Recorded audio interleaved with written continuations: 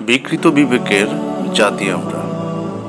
একটি জাতির সবচেয়ে বড় শক্তি হলো তার সাংবাদিক, বুদ্ধিজীবী এবং সেনা। কিন্তু যখন এরা বিক্রি হয়ে যায় তখন সেই জাতির চেয়ে দুর্ভাগা আর কেউ হয় না।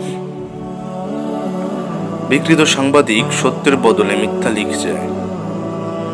তারা কলমকে জনগণের কণ্ঠস্বর না বানিয়ে ক্ষমতার দালালে পরিণত হয়। বিকৃত বুদ্ধিজীবী সমাজকে আলোর পথ না দেখিয়ে অন্ধকারে ঠেলে দেয়। তাদের মিথ্যা যুক্তি মানুষকে বিভ্রান্ত করে।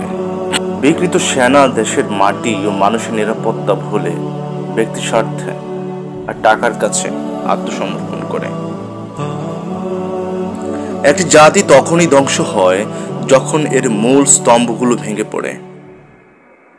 তাই সাংবাদিকের কলম, বুদ্ধিজীবীর চিন্তা আর সেনার অস্ত্র যদি সৎ থাকে, জাতি তখন শক্তিশালী হয়। কিন্তু যদি তারা বিক্রি হয়ে যায় তবে সেই জাতির পতন অবশ্যম্ভাবী।